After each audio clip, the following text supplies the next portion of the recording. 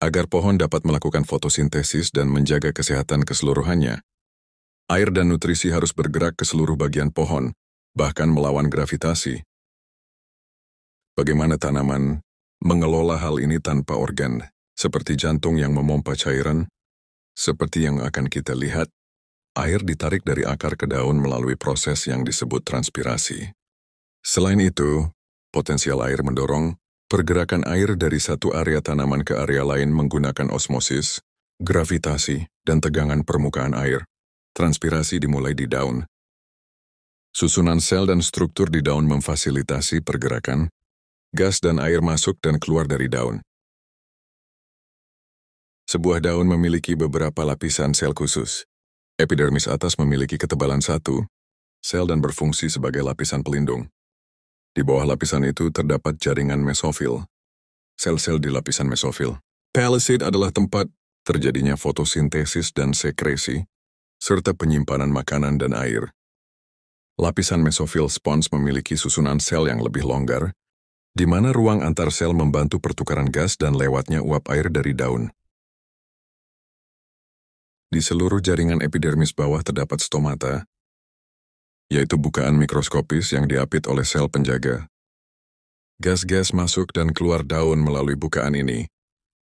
Begitu juga uap air yang menguap dari daun, sebuah proses yang dikenal sebagai transpirasi. Lapisan mesofil spons mengandung susunan jaringan vaskular yang terdiri dari xilem dan floem yang terspesialisasi untuk mengangkut air dan nutrisi ke seluruh bagian tumbuhan. Jaringan vaskular meluas dari daun melalui batang hingga ke akar. Air diangkut dalam xilem dari akar, tempat potensial air lebih tinggi, naik ke daun, tempat potensial air lebih rendah. Susunan jaringan fungsi sel dan potensial air menentukan arah pergerakan air melalui tanaman.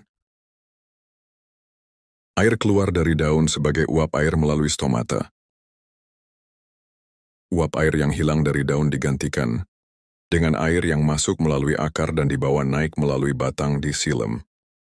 Xilem terdiri dari pembuluh, yang merupakan tabung berkelanjutan yang terbentuk dari sel silindris, berongga yang mati dan tersusun dari ujung ke ujung, dan trakida yang merupakan sel mati yang meruncing saat ujungnya tumpang tindih.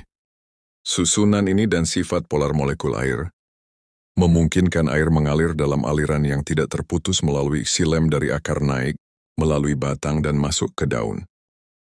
Adesi adalah daya tarik molekul air ke permukaan, seperti dinding xilem.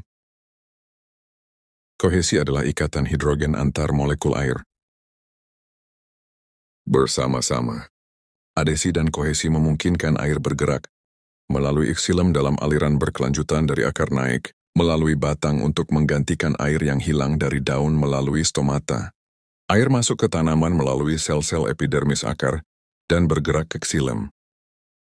Potensial air dalam sel-sel akar meningkat ketika pompa simporter di membran plasma. Memungkinkan proton masuk ke dalam sel, bergerak mengikuti gradien konsentrasinya. Pompa ini menggabungkan pengangkutan proton dengan pengangkutan mineral dan zat terlarut lainnya ke dalam sel. Air kemudian mengikuti ke dalam sel didorong oleh osmosis. Kehadiran saluran aquaporin di membran meningkatkan osmosis, memungkinkan aliran air dalam jumlah besar dari tanah ke dalam akar.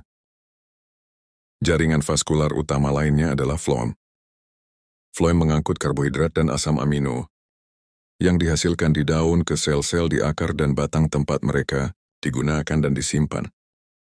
Konduksi di floem dilakukan melalui dua jenis sel memanjang, sel saringan dan anggota tabung saringan. Sebagian besar angiosperma mengandung anggota tabung saringan.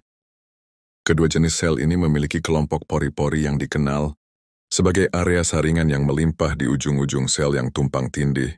Struktur-struktur ini membantu pergerakan karbohidrat, seperti sukrosa yang diproduksi di daun dan dibawa dalam floem ke seluruh bagian tumbuhan. Sebuah proses yang disebut translokasi. Tekanan turgor meningkat pada anggota tabung, saringan saat sukrosa dari sel-sel di sekitarnya dibawa ke floem melalui transportasi aktif. Air kemudian masuk ke floem dari xilem melalui osmosis, yang mendorong pengangkutan karbohidrat dalam floem. Pergerakan air dalam pembuluh adalah satu arah, sedangkan pengangkutan dalam anggota tabung saringan dapat berjalan dalam dua arah. Potensial air adalah pendorong penting dalam pengangkutan xilem dan floem. Tetapi hanya pengangkutan floem yang memanfaatkan transportasi aktif dan pasif. Jantung kita memompa darah ke seluruh tubuh untuk menyediakan nutrisi dan air bagi sel-sel kita. Tumbuhan vaskular dapat mencapai hal yang sama tanpa jantung, menggunakan transpirasi potensial air dan translokasi untuk memindahkan air, nutrisi dan mineral ke semua sel tanaman.